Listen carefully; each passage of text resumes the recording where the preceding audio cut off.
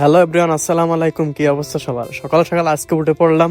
কোথায় যাচ্ছি পুরো ভিডিওর সাথে থাকলে আপনারা আসলে বুঝতে পারবেন যে আমি আসলে কোথায় যাচ্ছি।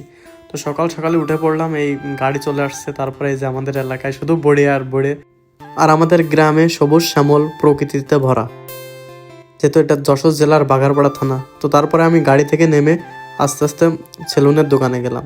আজকে আমার লুক চেঞ্জ করবো, তো তার জন্য আর কি।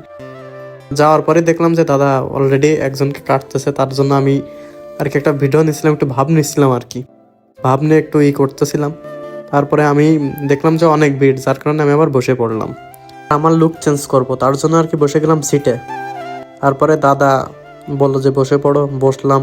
বসার পরে আমি দেখতেছি যে আমাকে আসলে আয়নার সামনে কেমন লাগে। তারপরে মাঝ পথে যে আমার চুলের অবস্থা, তা দাদা বলতেছিল এরকম থাকবে। তা আমি বললাম না, এরকম থাকলে কেমন গলা চুলা মুরগির মতো দেখা যাচ্ছে। তারপরে দাদা লুক চেঞ্জ করার জন্য বলতেছে দেখো ছোট করবো কিনা। তারপরে একদমই ছোট করে নিলাম, যাতে আমরা দেখতে পুরো আর্মি আর্মি লাগে, যদিও আমি কিন্তু আর্মি না। তারপরে পিছনে বসেছিল আমাদের সে নায়ক কাকা। কাকা কিন্তু বারবার লুক দিচ্ছিল যে তাকে কেমন লাগতেছে। আসলে পিছনের কাকার লুক দেখে আমি পুরো হতভম্ব হয়ে যাচ্ছিলাম যে কি সুন্দর লুক, এই বয়সে যে গেট আপ আর কি। তারপরে এই যে আমার ফাইনাল লুকে কিছুটা, এই যে এখন সর্বশেষে আমার এই যে ফাইনাল লুক। তো লুক চেঞ্জ হওয়ার পরে আমার পুরো সালমান খানের মতো লাগতেছে, অনেকে আর কি বলে। তো আজকের মতো এই ভিডিও ছিল, পরের ভিডিওর জন্য আপনারা অপেক্ষা করুন। আর আপনাদের রেসপন্স পেলে আশা করি আমি আরও ডেইলি ব্লগ আপলোড করবো। ততক্ষণে আপনারা ভালো থাকবেন, সুস্থ থাকবেন। আল্লাহ হাফেজ।